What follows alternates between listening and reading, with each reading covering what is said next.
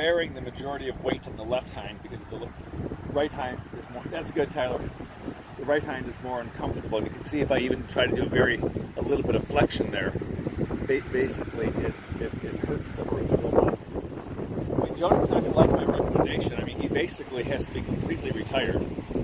I mean, he's just so uncomfortable. Now he's got this weight loss issue, which sounds like it hasn't been corrected.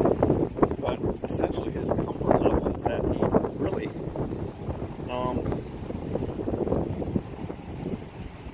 is overusing that left hind. It's kind of it's breaking down is what it is. He's now got to, I don't know if I should even, I don't want to say spend.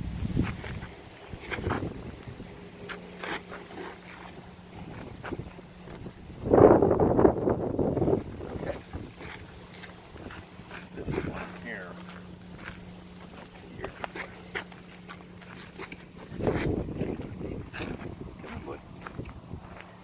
It's actually uncomfortable for him to even just bend the leg,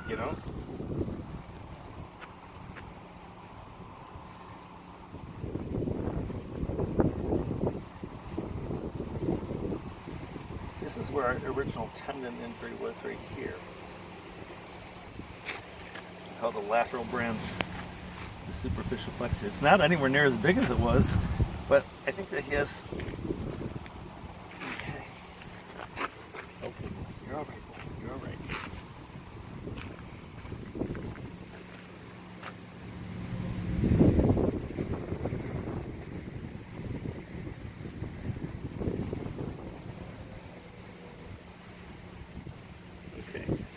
Some clip clusters. Why don't you bring him in?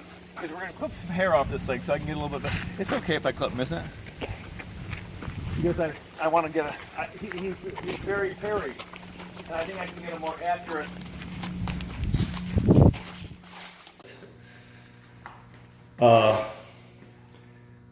Flexion that you can possibly do, and it makes the horse so uncomfortable.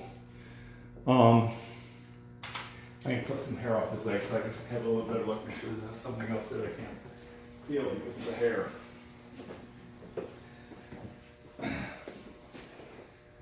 One of my other thoughts is he on Previcox right now? Yes, I believe so. So he's on medication and he looks like this. That's pretty, because I'll confirm it. Because at one point there was talk about maybe was the long-term use of the anti-inflammatories. Did the doctor at Morven actually take him off of it?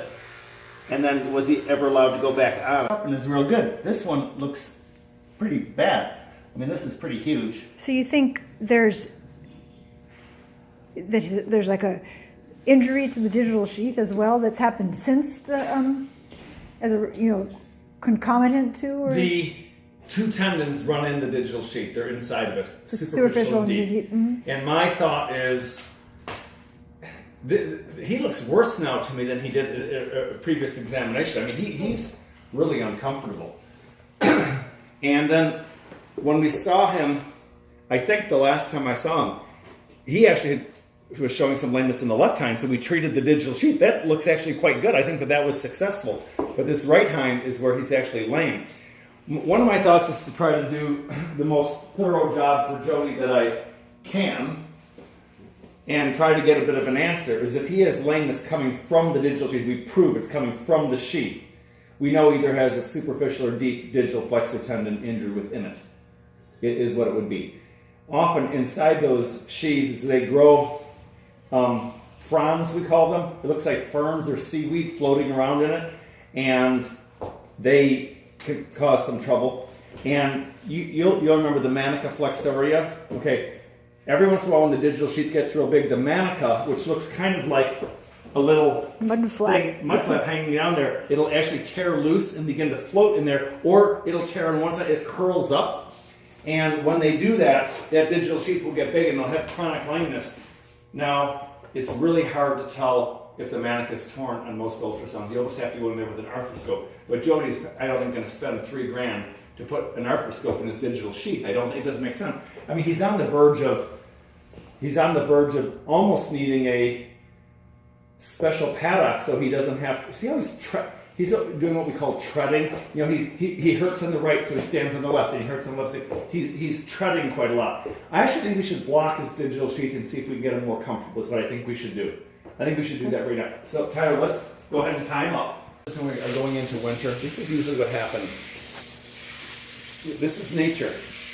Horses, when they're about to die, they get thinned before they die, and then they go into winter, and they cannot survive the winter. They can't keep warm because they don't have any fat, and they don't have any ability to resist. Oh man, okay. They don't have any ability to resist high winds, low temperatures, and they generally. What I found this over the years. A thin horse going into winter, that is usually their last winter. And it's very common, I think this is part of nature. Obviously in nature when horses were eaten by predators, you know, when they got pretty thin and pretty crippled and couldn't move, it's pretty easy for the predators to catch them. And horses are obviously not that easy to... So what we're facing then is if he goes out in the big pasture, then it's going to just... It'll probably hasten his injury to some degree, but if she thinks he's going to be happier doing that and she's willing to accept the consequences, I absolutely would not, that would not bother me one bit. Right. It's maybe what I would do if it was my own horse, but, you know, what I would do with my own horse is not necessarily what I might tell a client to do, because we have to tell the client, you know what we should do? Now that we've done the beta dieting and he's standing in that little puddle, let's, we got to figure out how to get him out of this puddle of water here. There's too much water there. What do you have to tell the client? It's okay,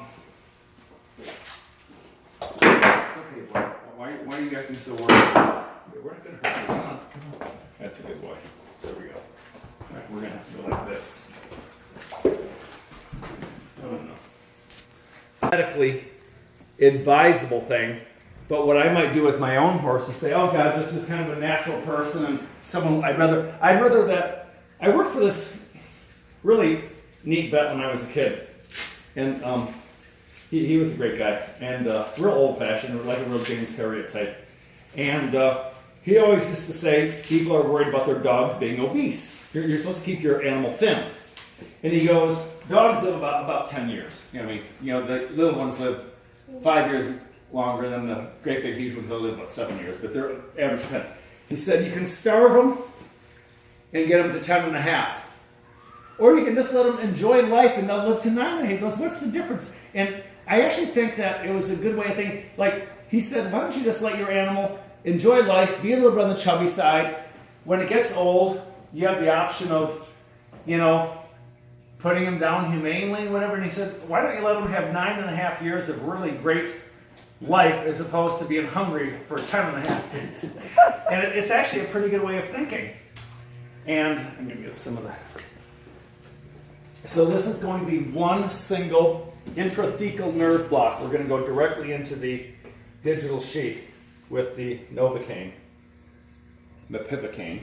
Okay.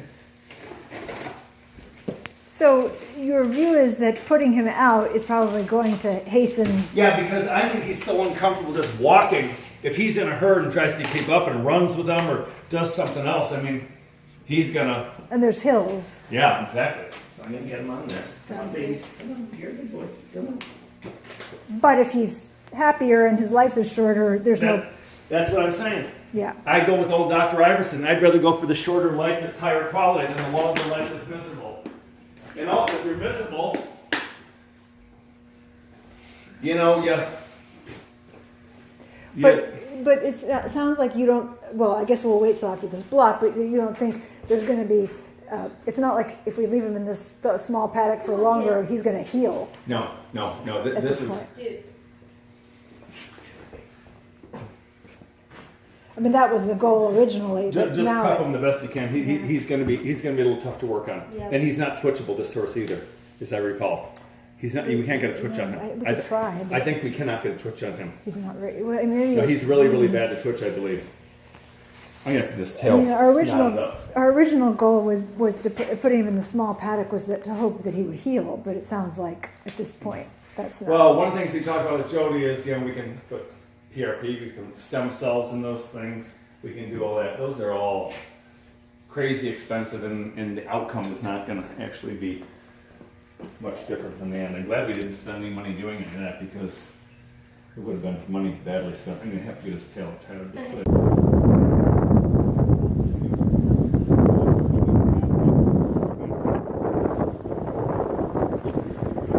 Good, Tyler.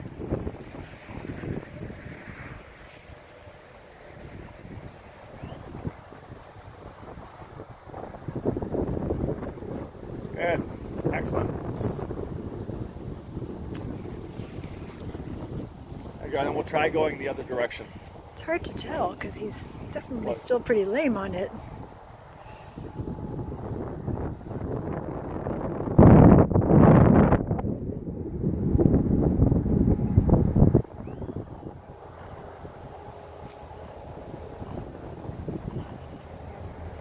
Atta girl, that's fine. Just let him graze a little bit. We'll see if a little bit more time. See, that's starting to look quite a bit better to me, actually. Really? Yeah, he still looks fine, but I mean, he could. You're the better judge than me. He's a little. See, he wouldn't have done any of this before. One more time, we'll try going that way. I don't mind trotting him either if he.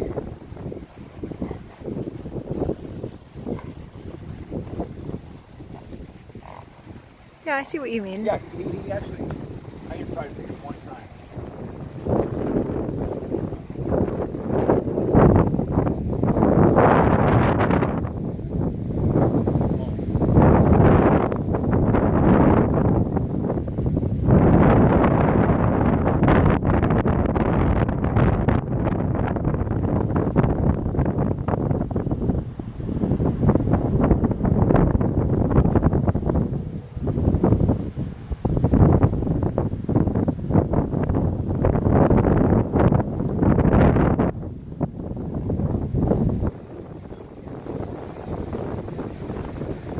He needs to have his sheath scoped is what he needs.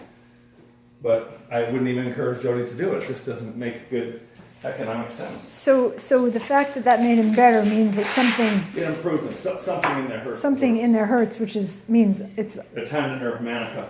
Let's back him up so he's on that dry area. if we so could. there's See, basically pick there's that up. something else wrong with him in addition to what we know. Or it's gone higher or whatever. Right. Something like that. Well, It's Right. and to tell you the truth, where that other tendon, that's down here, it doesn't actually feel that bad to me now that I got the leg clipped. At first I was thinking, oh geez, this superficial flexor won't heal. But in fact, it's not that bad. So actually, we don't really know, but it still seems to be causing him pain. Yeah, it's causing me pain. And it's been it's been almost exactly a year. We were here on Oh, October was it? 30th last year, I think, Oh, you were? Okay. or pretty much close to exactly Okay. that when he was diagnosed last year.